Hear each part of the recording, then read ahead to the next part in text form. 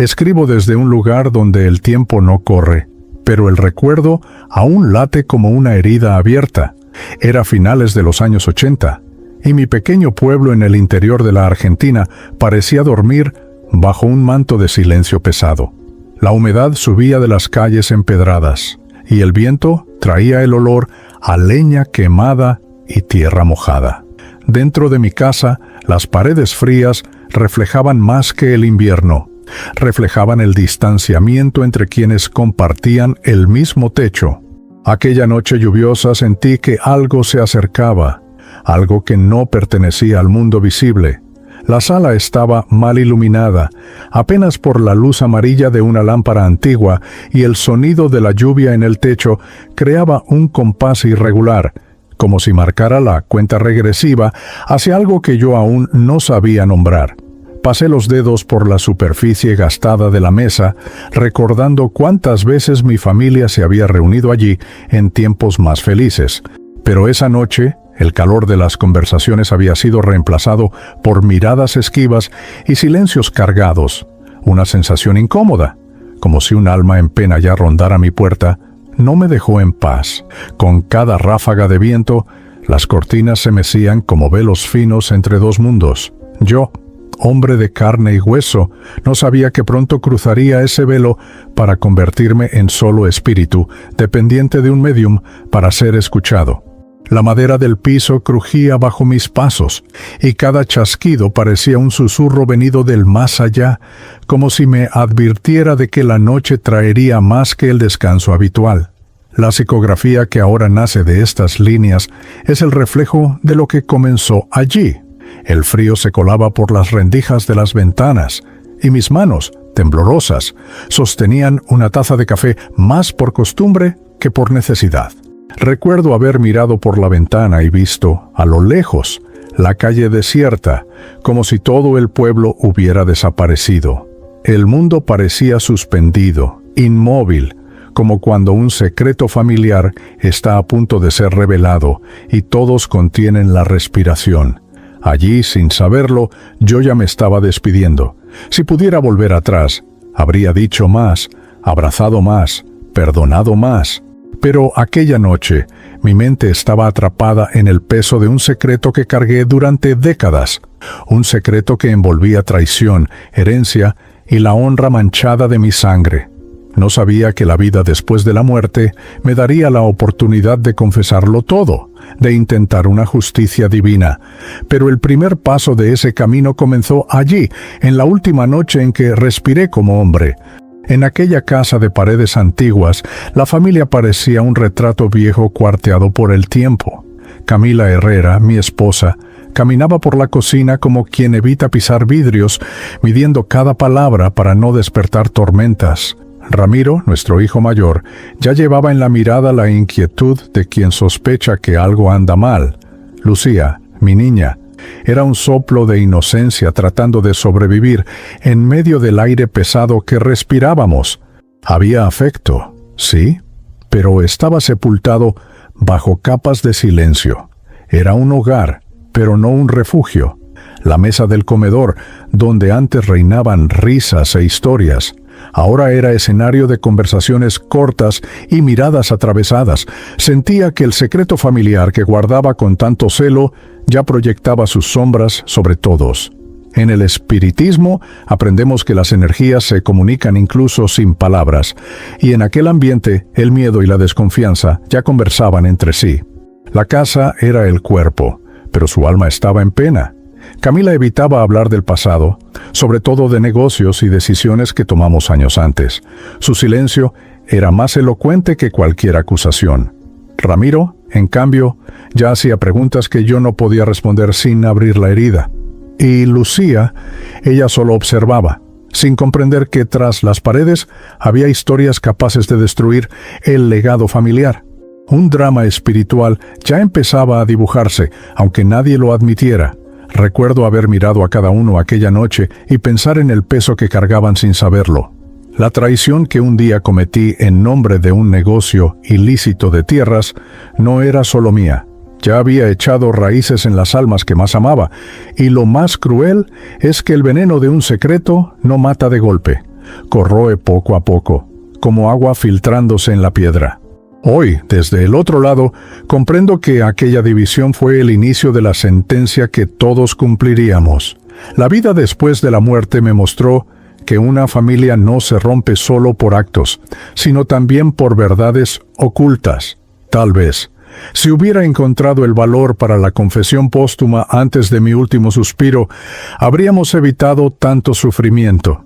Pero en aquel entonces, aún creía que callar era proteger. Era una mañana fría, con el sol intentando romper las nubes como un mensajero que trae noticias difíciles.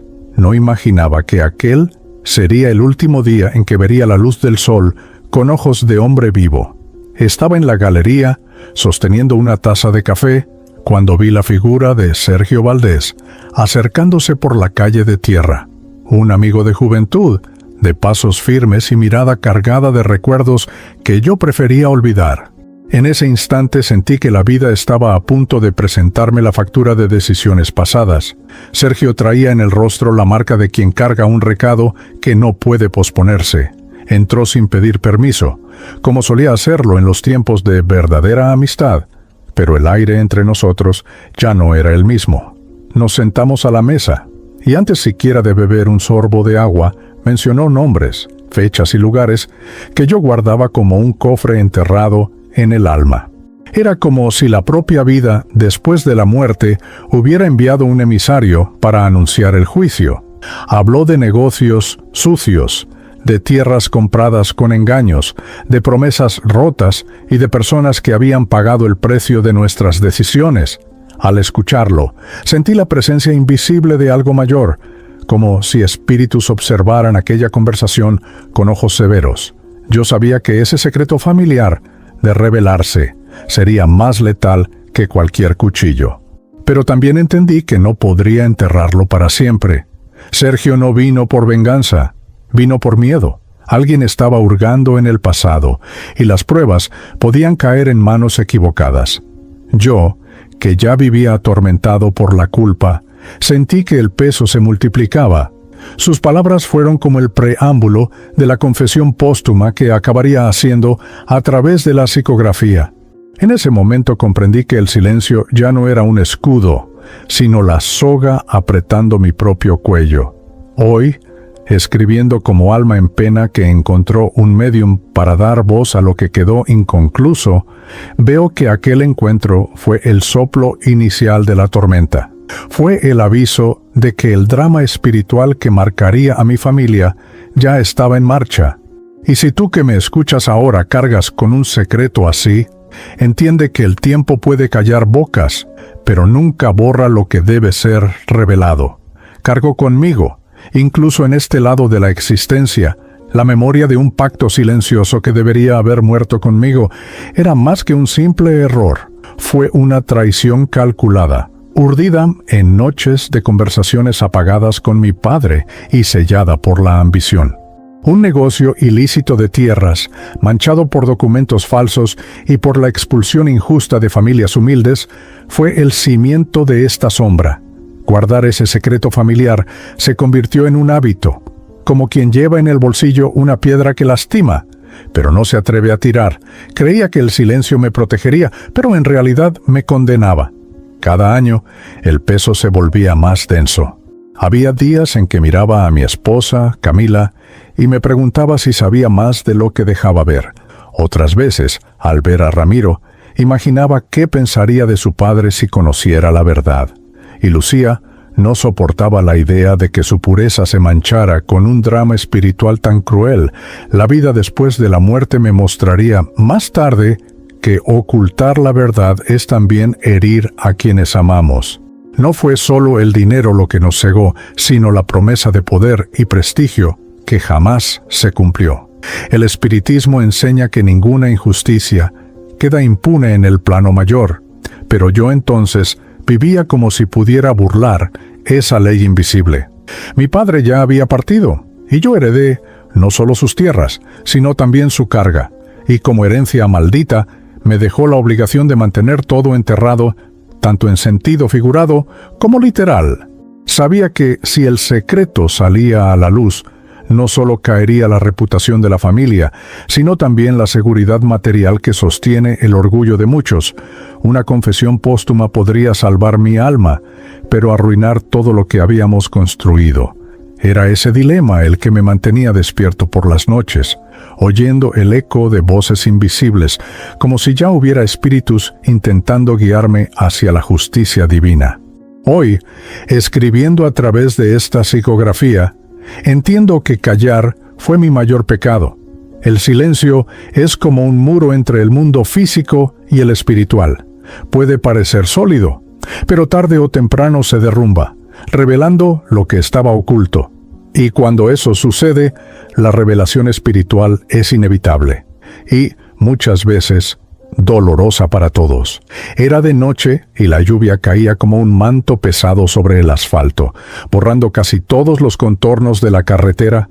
Conducía solo, con los faros cortando la oscuridad como dos ojos cansados que intentan ver más allá del destino. En cada curva, el volante parecía más pesado y dentro de mí el secreto familiar que cargaba latía como una herida oculta.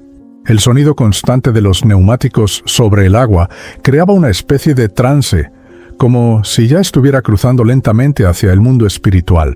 Las gotas golpeaban el parabrisas y distorsionaban la realidad, convirtiendo luces lejanas en manchas doradas y rojas.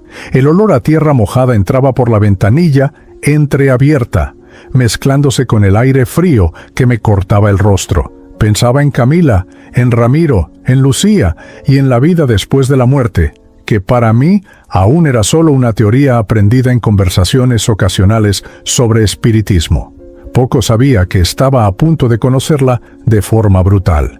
En una fracción de segundo, un sonido metálico resonó, como un chasquido seco del propio destino, y el coche derrapó. Intenté controlar el volante, pero el agua bajo los neumáticos me arrastró como la corriente arrastra un viejo tronco. Vi los árboles acercándose, el mundo girando, y por un instante todo quedó en silencio. Era como si la propia carretera hubiera desaparecido, dejándome suspendido entre dos planos. El impacto fue fuerte, pero no dolió como esperaba. El cuerpo, sí, recibió el golpe, pero yo ya no estaba dentro de él como antes. Sentí una extraña claridad, una percepción de que el tiempo se había partido. Noté que algo se desprendía, como cuando se suelta una cuerda y ésta cae al suelo, solo que esa cuerda era el vínculo con la vida. El alma en pena que soy hoy nació en ese instante. Ahora, escribiendo esta confesión póstuma, me doy cuenta de que la tragedia no comenzó en la carretera, sino años atrás, cuando elegí proteger el error en vez de la verdad. La justicia divina encontró su camino hasta mí, no como castigo, sino como liberación. Porque, a veces, es necesario que la vida se rompa para que el alma empiece a recomponerse. Abrí los ojos, pero no vi el cielo. Solo vi un contorno grisáceo, como si estuviera envuelto en niebla. El sonido de la lluvia seguía allí, pero ahora parecía distante, como si viniera de un lugar al que yo ya no pertenecía. Miré hacia un lado y vi el coche aplastado, las luces parpadeando como un corazón a punto de detenerse. Y entonces me vi, tendido, inmóvil, con el rostro pálido y los ojos entreabiertos. Fue el instante en que comprendí que ya no respiraba. Me sorprendió no sentir frío ni dolor, solo una ligereza desconcertante, como si el peso de los huesos me hubiera sido quitado. Mis pasos no producían sonido, y al tocar el capó del coche, noté que mi mano lo atravesaba. Era el primer contacto consciente con la vida después de la muerte, y aunque había paz en ese momento, también estaba la inquietud de lo desconocido. Ya no era hombre, era espíritu. Alrededor, la carretera estaba vacía. Ningún faro, ningún ruido de motor, solo el baile de los árboles al viento. Sentí una presencia cercana, pero no pude verla. Tal como enseña el espiritismo, comprendí que había cruzado un umbral y que mi cuerpo era ahora solo una prenda descartada. Pero mi mente aún estaba llena del mundo físico, de mi secreto familiar y del miedo a lo que vendría después. Caminé unos metros intentando entender si estaba soñando, Pasé por la escena del accidente como un visitante invisible y percibí que algo me arrastraba de nuevo hacia el cuerpo. Era como si la propia tierra intentara retenerme, recordándome que la confesión póstuma aún estaba pendiente. El alma en pena en que me había convertido ya sabía que no podría marcharse sin antes resolver lo que había dejado inconcluso. Hoy, a través de esta psicografía, puedo transmitir la sensación de aquel despertar en penumbra. Es como estar en medio de dos mundos, sin pertenecer del todo a ninguno. La justicia divina no se apresura, pero tampoco olvida. Y yo sabía, en ese momento, que mi camino aún sería largo, incluso después de la muerte. Seguí el cortejo como un invitado invisible, sintiendo cada paso como si resonara dentro de mí. El ataúd cerrado llevaba mi cuerpo, pero también el peso del secreto familiar que me acompañaría hasta ese instante. El cielo estaba cubierto y las nubes parecían inclinarse sobre el cementerio, como si quisieran espiar lo que ocurría allí. Alrededor, rostros conocidos y otros que el tiempo había borrado de mi memoria se unían en un silencio incómodo. Yo estaba allí, pero nadie me veía. Las palabras del sacerdote sonaban lejanas, casi irreales, como si vinieran de una cinta antigua. Hablaron de mis virtudes, ignorando las sombras que yo mismo me negué a confesar en vida. Vi a Camila, inmóvil, con el rostro cerrado como una puerta con llave, y a Ramiro mirando fijamente al suelo, como si buscara respuestas bajo la tierra. Lucía lloraba quedo, intentando esconderse tras un pañuelo, ese tipo de lágrima que el espiritismo enseña que no consuela, solo prolonga el dolor. Mientras bajaban el ataúd, una corriente de pensamientos y emociones me golpeó. Recordé cada momento en que pude haber dicho la verdad, pero elegí el silencio. En el plano espiritual, comprendí que aquel funeral no era el final, sino el comienzo de mi jornada como alma en pena, atrapada entre el mundo físico y la justicia divina. El sonido de la tierra cayendo sobre la madera era como un martillo sellando mi deuda. Lo más inquietante fue darme cuenta de que, entre miradas rápidas y murmullos apagados, había algo más ocurriendo. Algunos familiares intercambiaban señales discretas, como si discutieran algo que mi muerte había desatado. La herencia, pensé, y con ella el riesgo de que el secreto que guardé saliera a la luz de forma abrupta. La confesión póstuma se acercaba, y yo ya podía sentir el llamado para revelarla. Hoy, al transmitir este relato espiritual mediante la psicografía, entiendo que aquel funeral no me liberó, solo me encadenó más. Fue como si la lápida colocada sobre mí no fuera de piedra, sino hecha de todas las verdades no dichas, y esa prisión solo se abriría cuando la verdad finalmente atravesara el velo. No tardó en extenderse la sombra de la herencia sobre mi familia, como una nube pesada a punto de estallar. Observaba, desde el otro lado, cómo el luto era interrumpido por discusiones veladas, miradas calculadoras y la ansiedad por abrir cajones y cofres. Mi testamento, modificado sin que yo lo supiera, ahora servía de chispa para encender disputas. Ese legado familiar, que debía unir, se convirtió en un campo de batalla silencioso. Vi a Camila hojeando papeles en el despacho, con las manos firmes, pero la mirada inquieta. Ramiro la observaba de lejos, intentando entender por qué ciertos bienes ya no aparecían en la lista. Lucía, apartada del alboroto, permanecía en su habitación, como si intuyera que aquella disputa era más sucia de lo que parecía.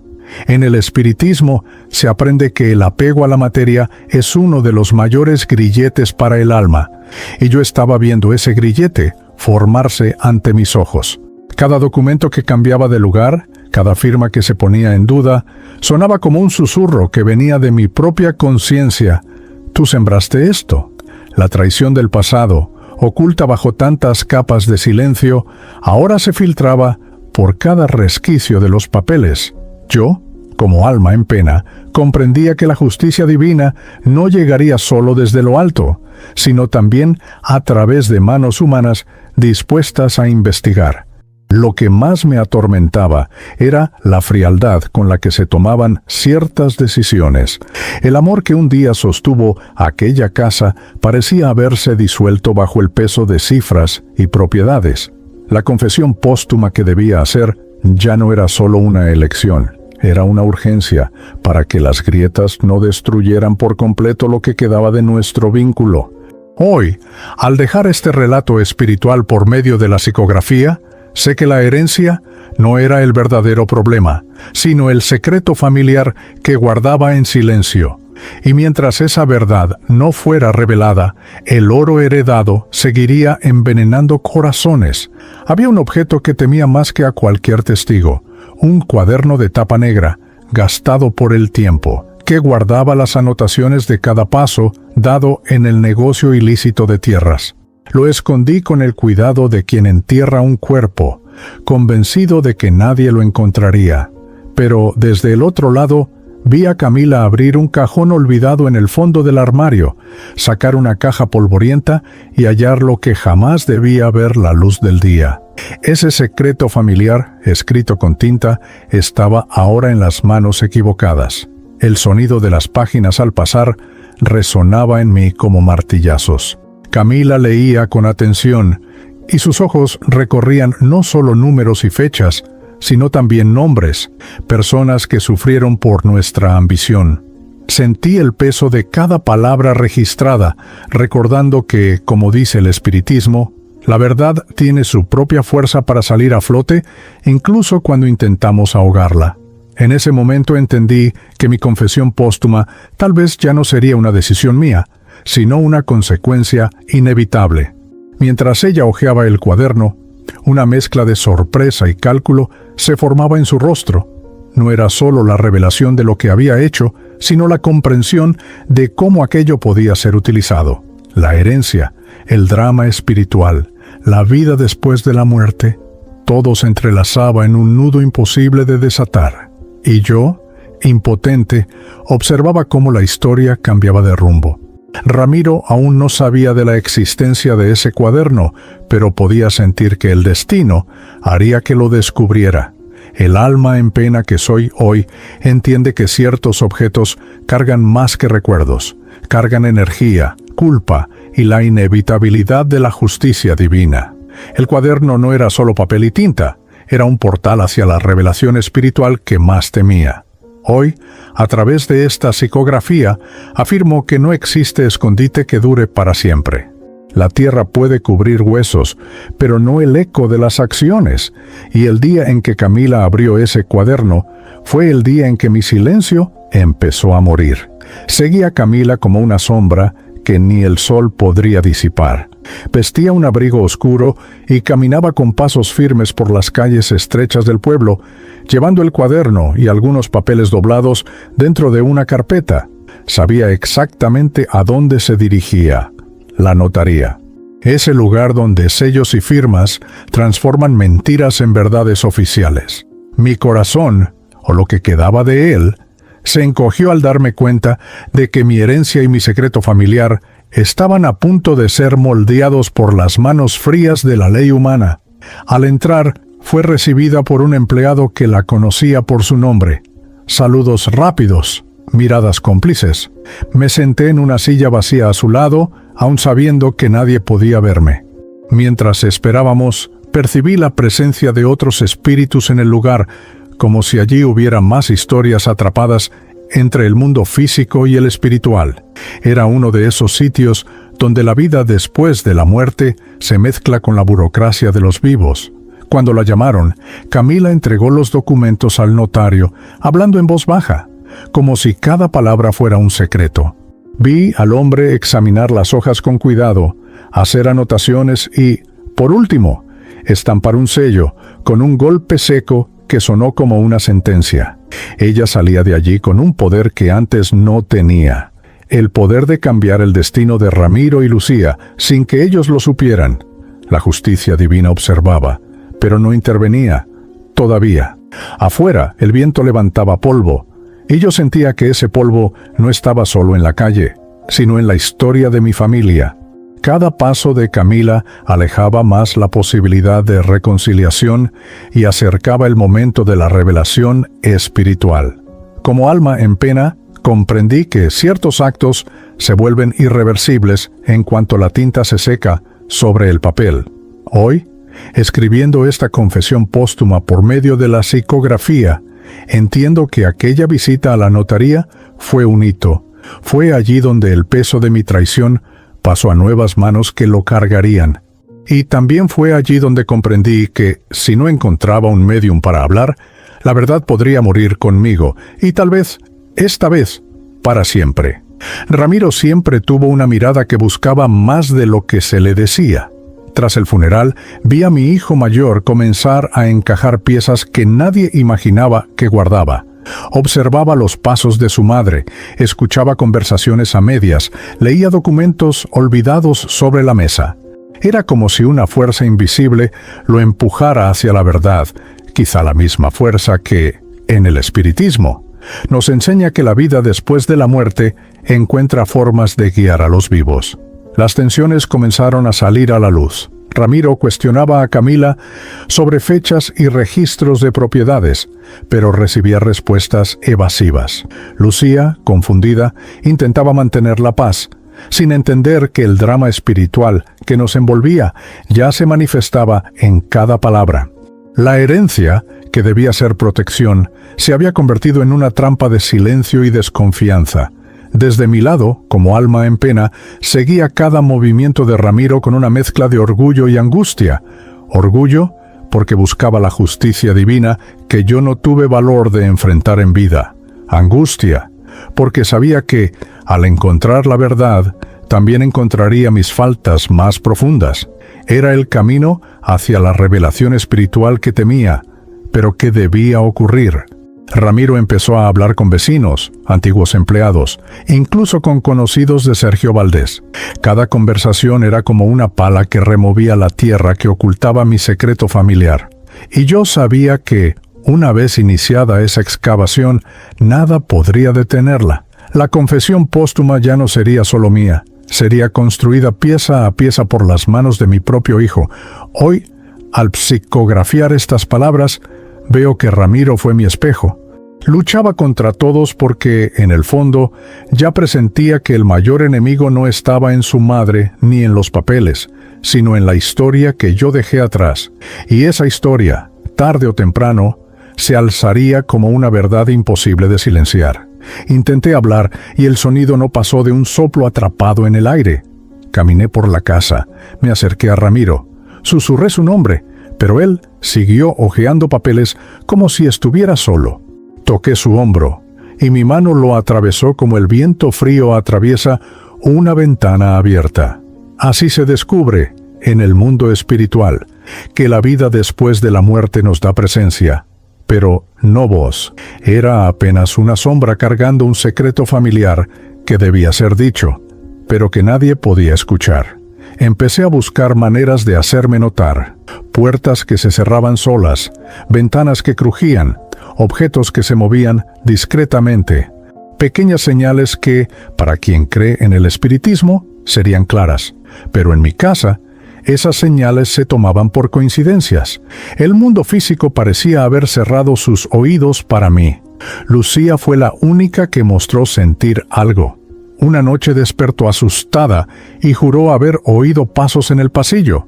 Llamó a su madre, pero Camila dijo que solo era el viento. Yo estaba allí, junto a su cama, intentando transmitirle algo de consuelo.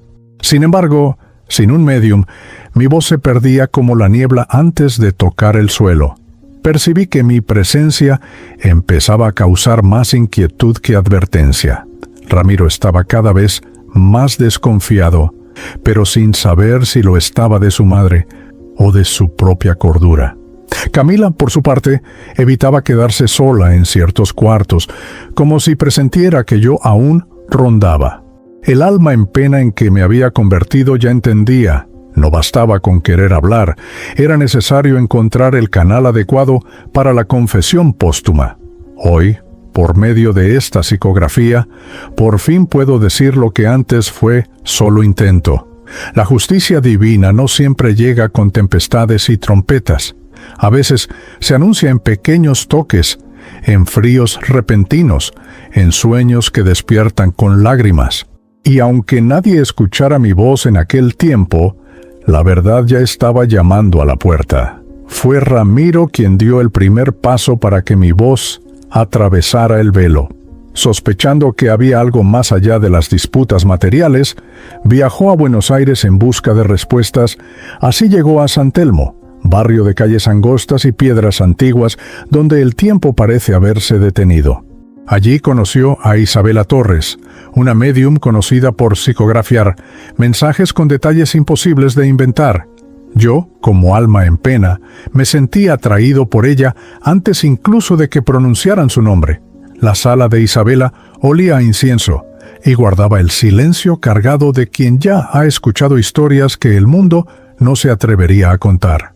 Velas iluminaban rostros de santos y fotos antiguas, y en el centro una mesa de madera marcada por el uso.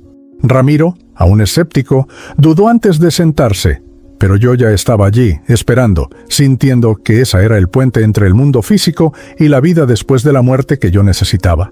Isabela cerró los ojos, respiró hondo y comenzó a murmurar palabras que parecían venir de muy lejos. Sentí un escalofrío, no en ella, sino en mí, al darme cuenta de que estaba siendo reconocido. El espiritismo enseña que, cuando el espíritu encuentra sintonía con el médium, una puerta se abre, y en ese instante percibí que la confesión póstuma que llevaba conmigo estaba más cerca que nunca. Ramiro observaba en silencio, como quien espera un milagro, pero teme lo que pueda revelar. Isabela empezó a describir sensaciones, un peso en el pecho, un frío en las manos, una inquietud ligada a un secreto familiar y a la disputa por una herencia. Vi a mi hijo abrir los ojos de par en par, aún sin escuchar todavía mi nombre. La justicia divina estaba preparando el momento preciso. Hoy, al dejar este relato espiritual por escrito, comprendo que conocer a Isabela fue como abrir una rendija en la oscuridad. Aún quedaba mucho por decir, pero por primera vez desde mi muerte sentí que mi voz podría atravesar, y esta vez sería imposible ignorarla. Cuando Isabela tomó el lápiz y el papel, percibí una vibración distinta recorrer la sala. Era como si el aire se hubiera vuelto más denso y cada respiración estuviera medida. Su mano empezó a temblar levemente y entendí que intentaba sintonizar mi presencia. Me acerqué, concentrando todas mis fuerzas para transmitir el mensaje del más allá que cargaba desde el día de la tragedia. Pero, para mi sorpresa, otra presencia se interpuso entre nosotros. Era la sombra de un hombre, de mirada fría y postura amenazante. Lo reconocí de inmediato, don Aníbal Herrera, mi suegro, ya fallecido, que tenía tanto que perder como yo si la verdad salía a la luz. En el plano espiritual, la lucha no se da con gritos, sino con energía. Él intentaba bloquear mi enlace con Isabela, desviando mis palabras y llenando el ambiente de confusión. La médium respiraba con dificultad, como si intentara escribir en medio de una tormenta. Ramiro miraba inquieto, percibiendo que algo invisible ocurría allí. Yo sabía que en el espiritismo hay comunicaciones interrumpidas por espíritus que desean preservar el silencio, y este era exactamente el caso. La justicia divina estaba siendo disputada allí, en ese pequeño cuarto de San Telmo. Aún así, conseguí enviar fragmentos, imágenes de un cuaderno de tapa negra, documentos manchados por el tiempo, una carretera mojada en la noche. Isabela, agitada, trazó algunas líneas que parecían confusas, pero que contenían el peso de mi confesión póstuma. No era aún la revelación completa, pero ya sembraba la semilla de la duda en Ramiro. Hoy, al dejar este relato espiritual en la psicografía, entiendo que aquel primer contacto fue una batalla. No había ganado, pero tampoco había perdido. Y en el mundo de los espíritus, a veces es necesario insistir, muchas veces, hasta que la verdad logra atravesar por completo. Lucía siempre fue sensible, incluso sin comprender del todo el mundo espiritual. Aquella noche, tras el intento fallido de contacto con Isabela, soñó conmigo. En el sueño, yo caminaba por un campo, cubierto de niebla, intentando hablar, pero mi voz salía como un susurro distante. Aún así, logré transmitirle un fragmento de mi mensaje del más allá. Era poco, pero era todo lo que mi fuerza permitía. Despertó asustada y le dijo a Camila que me había visto pidiéndole que cuidara de la familia, lo que para mí era un llamado a revelar la verdad. Para Lucía, sonó como un pedido de protección hacia su madre. En el espiritismo, sabemos que la interpretación de un mensaje depende mucho del estado emocional de quien lo recibe. Y en ese momento, mi hija no quería creer que existía un secreto familiar capaz de herir aún más. Estaba atrapado en esa contradicción. Mi confesión póstuma debía ser clara, pero cada intento de comunicación llegaba distorsionado. El alma en pena que soy hoy entiende que la vida después de la muerte no nos da control absoluto sobre cómo llegan las palabras, y a veces la verdad se moldea según lo que el corazón está dispuesto a escuchar. Lucía pasó los días siguientes más cerca de Camila, creyendo que mi recado era un escudo contra Ramiro, que insistía en investigar. Esto profundizó el drama espiritual que ya se extendía por la casa. Mientras uno buscaba la revelación espiritual, la otra la rechazaba, cada uno llevando una parte de la historia, pero ninguna completa.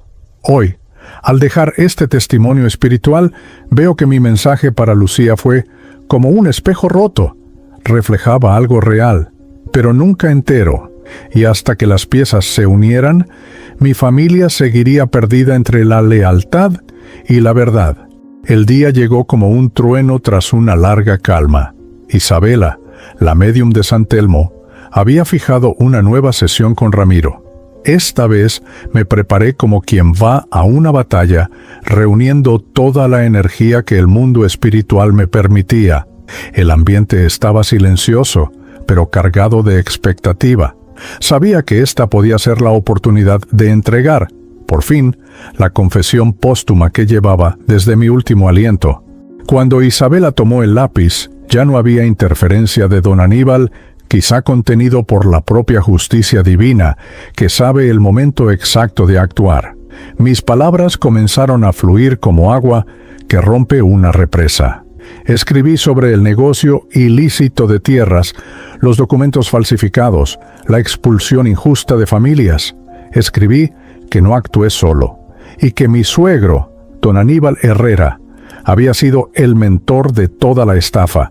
Ramiro leía mientras la mano de Isabela se deslizaba por el papel. Su rostro cambiaba, pasando del asombro a la ira, de la ira a una tristeza profunda. La revelación espiritual estaba completa. Ahora sabía que la herencia disputada era fruto de la traición y que el legado familiar estaba manchado de injusticia. Lucía, aún reacia, fue llamada para escuchar, pero mantuvo la mirada baja. La sala parecía más pequeña, como si las paredes también quisieran escuchar.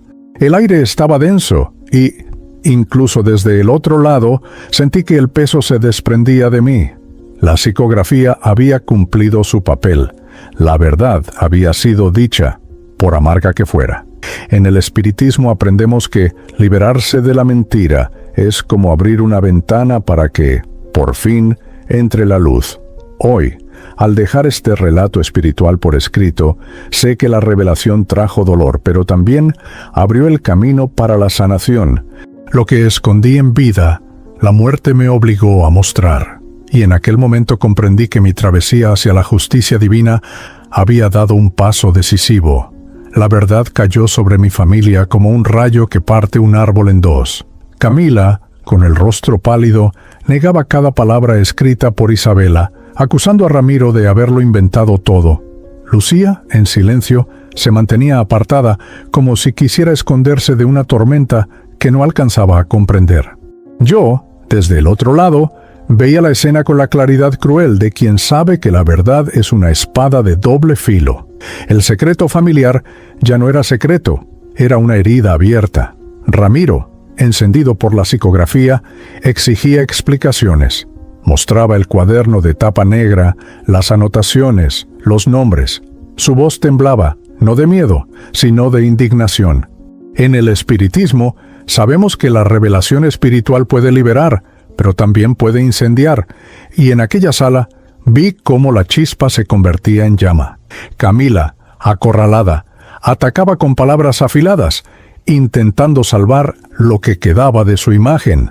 Lucía, finalmente, habló. Contó que había soñado conmigo y que yo le había pedido que protegiera a su madre, interpretando mal mi mensaje desde el más allá. Eso abrió una nueva fisura. Ya no era solo la estafa lo que los dividía, sino también la duda sobre quién había sido yo realmente. El drama espiritual alcanzaba su punto más agudo, y la herencia dejó de ser la única batalla. Ahora estaba en juego el honor. Yo, como alma en pena, intentaba calmar las aguas, pero mi presencia solo aumentaba el peso del momento. Pequeñas señales, un cuadro que caía, una vela que se apagaba sola, eran vistas como presagios. La justicia divina estaba allí, observando, pero no intervenía. Era necesario que cada uno enfrentara sus propias decisiones. Hoy, en esta confesión póstuma, reconozco que el estallido familiar era inevitable. La verdad no se acomoda suavemente donde hay orgullo herido, llega como tormenta, y quien está en su camino debe decidir si resistirá o se dejará arrastrar por ella. Después del estallido, Ramiro decidió que no bastaba con tener mi palabra transmitida por la psicografía. Quería pruebas que pudieran desafiar cualquier negación. Así preparó una maleta y partió hacia Mendoza, donde parte de las transacciones ilícitas habían quedado registradas décadas atrás. Lo acompañé como sombra fiel, sintiendo que la vida después de la muerte me daba la oportunidad de guiarlo. Las carreteras amplias y secas contrastaban con la noche lluviosa que marcó mi partida de este mundo. Mendoza lo recibió con viento frío y olor a vino.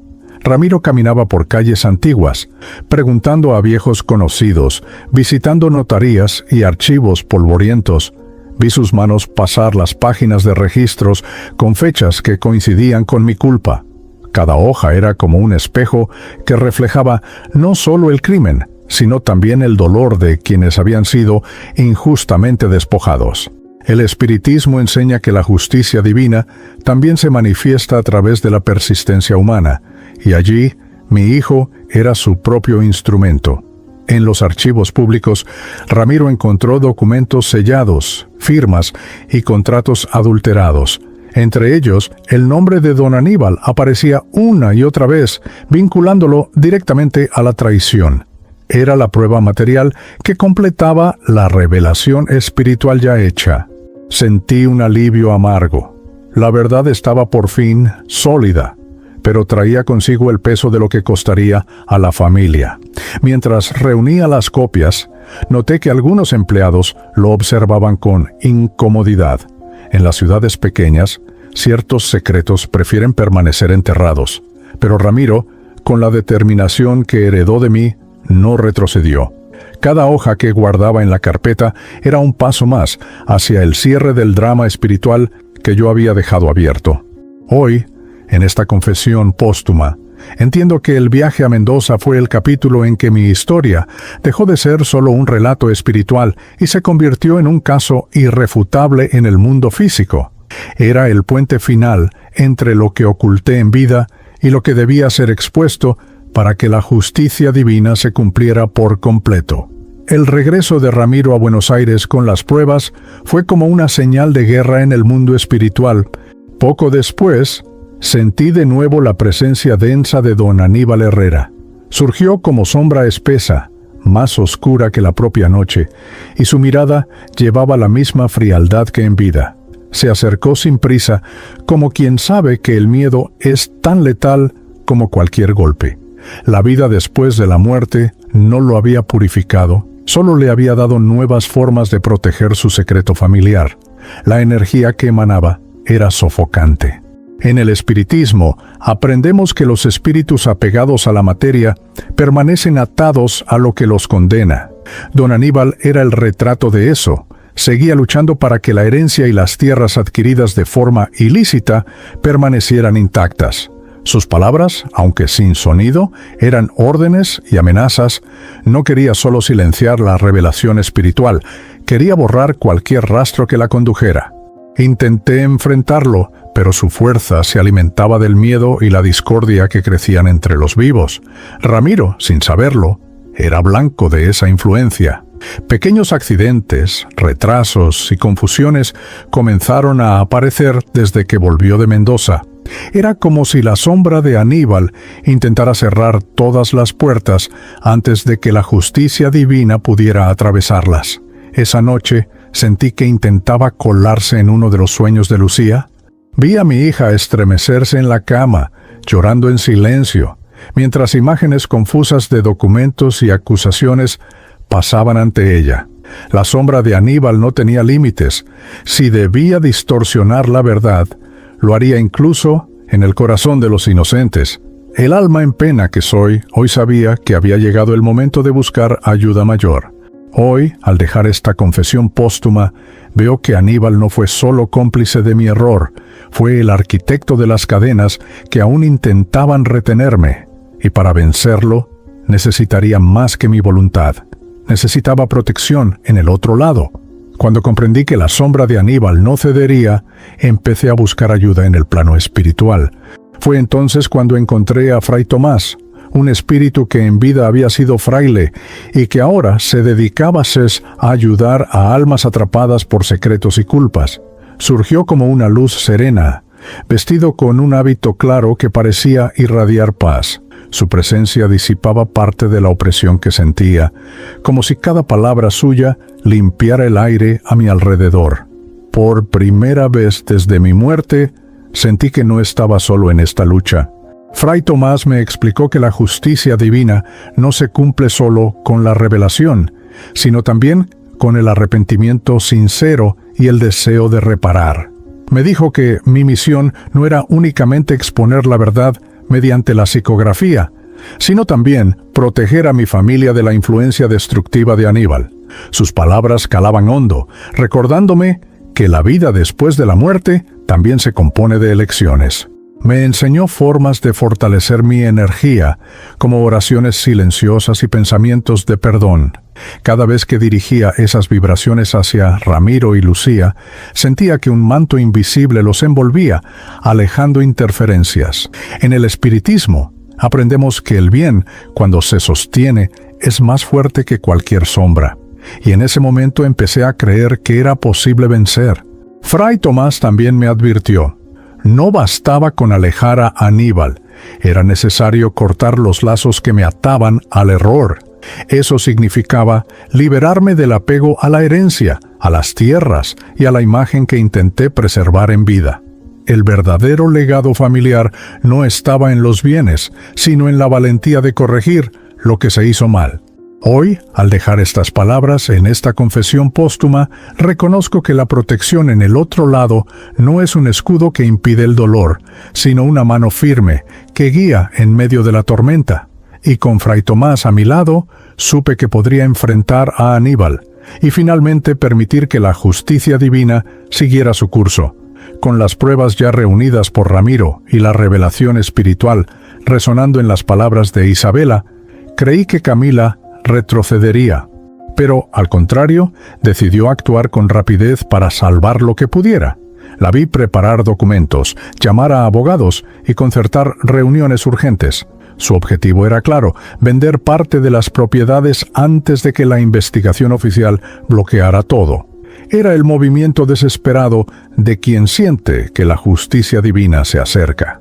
Se reunía con posibles compradores en cafés discretos, lejos de los ojos de la familia. Yo la seguía, sintiendo el peso de cada palabra que utilizaba para convencer, omitiendo verdades que cambiarían cualquier negociación. El alma en pena que soy hoy entiende que el apego a la materia puede ser más fuerte que el luto. Y Camila, encadenada a ese apego, no quería soltar. Ramiro, desconfiado, empezó a seguir sus pasos. Lucía, dividida entre la lealtad a su madre y el dolor de saber la verdad, intentaba evitar los enfrentamientos. pero las tensiones crecían y la atmósfera en la casa se volvía más densa cada día. En el espiritismo, sabemos que cuando la verdad y la mentira chocan, el ambiente se convierte en un campo de batalla invisible, y eso era exactamente lo que veía. Mientras Camila se movía en el mundo físico, yo buscaba fuerzas en el mundo espiritual con Fray Tomás. Intentaba inspirar a Ramiro a actuar con cautela, a no dejarse consumir por la ira. Sabía que si perdía el control, Aníbal podría encontrar grietas para intervenir de nuevo. Cada decisión era crucial, y el tiempo jugaba en nuestra contra. Hoy, al dejar esta confesión póstuma, entiendo que el último intento de Camila no fue solo por bienes y herencia, fue por orgullo, por la negativa a aceptar que el castillo que construimos estaba levantado sobre arena, y ninguna venta rápida podría impedir que la marea de la verdad llegara al fin. El momento que temí y, al mismo tiempo, esperé, finalmente llegó. Vi a Ramiro entrar en el edificio del tribunal con la carpeta repleta de documentos, el cuaderno de tapa negra, las copias obtenidas en Mendoza y las anotaciones psicografiadas por Isabela. Su paso era firme, pero yo podía sentir el peso que cargaba en los hombros. La vida después de la muerte me enseñó que la justicia divina se mueve en el momento justo, pero ahora era la justicia de los vivos la que estaba a punto de actuar. Dentro de la sala, abogados y autoridades hojeaban cada prueba con expresiones graves. Vi a jueces intercambiar miradas. Vi cómo el silencio solo se rompía con el sonido de las páginas al pasar. El secreto familiar, antes confinado al plano espiritual y a las conversaciones en susurros, estaba ahora expuesto bajo una luz clara, sin espacio para la negación. La verdad había cruzado el velo y se había sentado en la mesa del juicio. Mientras tanto, Camila intentaba mantenerse erguida, pero sus ojos delataban el miedo. Lucía, a su lado, parecía perdida entre el amor a su madre y la aceptación de la verdad revelada. En el espiritismo, sabemos que la revelación espiritual no solo sirve para liberar al espíritu, sino también para sanar, aunque la sanación llegue acompañada de dolor. Y en aquella sala, cada uno cargaba con una herida abierta. Cuando se dio el veredicto preliminar, sentí que un ciclo se cerraba. Ya no importaba únicamente quién perdería bienes o derechos, importaba que la mentira ya no tenía dónde esconderse. El alma en pena que soy hoy entendió que mi confesión póstuma había cumplido su propósito. El resto quedaría en sus manos. Hoy, al dejar estas palabras en la psicografía, reconozco que la justicia de los vivos no es perfecta, pero es necesaria. Y, cuando está guiada por la verdad, se convierte en una extensión de la propia justicia divina. Así fue como, por fin, mi carga empezó a disiparse. Esa noche, después del juicio, percibí que el peso sobre mis hombros espirituales comenzaba a disolverse como niebla al sol. Caminé hasta la casa donde Ramiro y Lucía dormían. La luz tenue del velador iluminaba sus rostros serenos, y sentí que había llegado el momento de despedirme. La vida después de la muerte me concedía, al fin, la ocasión de mirar a mis hijos sin el peso de un secreto familiar no dicho. Me acerqué primero a Ramiro. Me incliné y le susurré palabras de orgullo y gratitud, aún sabiendo que sus oídos no podrían captarlas. En el espiritismo entendemos que, aún así, el alma recibe lo que se transmite con sinceridad. Toqué su hombro y por un instante vi un escalofrío recorrer su cuerpo dormido. Era mi último gesto de padre en el mundo físico. Luego fui hasta Lucía. Dormía con un aire más juvenil, libre de la tensión que la verdad le había impuesto. Pasé mi mano invisible sobre su cabello y deseé que comprendiera que mi amor era más grande que mis errores. En ese instante, sus labios se movieron como si respondieran a un llamado silencioso. Era la señal de que mi mensaje desde el más allá había llegado hasta ella. Sentí la presencia de Fray Tomás detrás de mí, como un guardián que confirma que la misión está cumplida. La casa parecía más ligera, como si el drama espiritual que se había instalado allí por fin hubiera encontrado descanso. La justicia divina se había manifestado, y ahora todo lo que quedaba era el perdón. Hoy, al dejar esta confesión póstuma por medio de la psicografía, digo que la despedida en paz no es un adiós, sino un regreso. Regreso al lugar donde la luz no conoce sombras, llevando conmigo la certeza de que, a pesar de mis fallas, cumplí con el deber de liberar a mi familia de la prisión de la mentira. El tiempo en el plano espiritual no se cuenta como en los relojes de la tierra. Para mí parecía que había pasado una eternidad desde mi partida, pero para Ramiro y Lucía habían sido apenas meses. En ese intervalo comprendí algo esencial. La revelación espiritual que traje no tendría valor si no iba acompañada del perdón. La vida después de la muerte me mostró que justicia divina y perdón caminan juntos, pues uno sin el otro deja heridas abiertas. Ramiro fue el primero en dar el paso. Procuré estar a su lado, invisible, cuando invitó a Lucía a un café. Conversaron largamente, y vi cómo la rigidez en sus hombros se aflojaba poco a poco. Él explicó que su lucha no era contra su madre, sino contra la mentira. Lucía, con lágrimas contenidas, dijo que empezaba a entender. Era el inicio de la sanación. Camila, por su parte, tardó más. El alma en pena que soy hoy comprende que el orgullo es la última prisión que se abre. Aún se defendía, aún justificaba sus actos, pero empezaba a mostrar signos de cansancio. El peso de la disputa por la herencia y del secreto familiar comenzaba a pasarle factura. Yo pedía, en silencio, que el perdón encontrara un espacio en su corazón. En el espiritismo, aprendemos que perdonar no significa olvidar, sino liberarse de la cadena que mantiene vivo el rencor y el dolor. Y cuando Ramiro y Lucía, por primera vez desde mi muerte, se abrazaron de forma sincera, sentí que el drama espiritual que los rodeaba se disolvía. No era el fin de todas las heridas, pero sí un nuevo comienzo. Hoy, al dejar estas palabras en esta confesión póstuma, entiendo que el perdón que libera es el verdadero legado familiar que puedo dejarles. Más que tierras o dinero, les dejo la lección de que la verdad duele, pero el perdón cura, y esa cura es el puente para seguir adelante, en este mundo o en el próximo. Era de mañana cuando volví al cementerio por última vez. El sol, tímido al principio, empezó a romper las nubes, proyectando rayos dorados sobre mi lápida.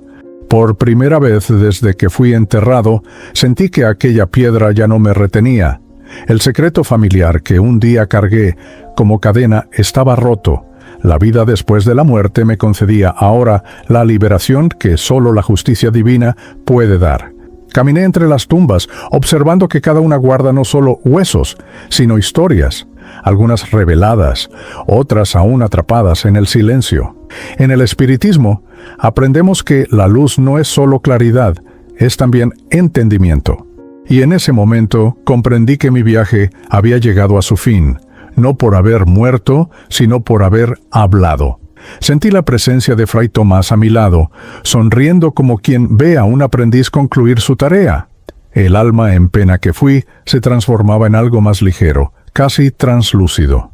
A lo lejos vi a Ramiro y a Lucía visitando mi sepultura, dejando flores y, por primera vez, permaneciendo juntos en un silencio de paz, no de rencor. El viento sopló suavemente, levantando algunos pétalos y llevándolos lejos. Era como si la propia naturaleza sellara mi despedida.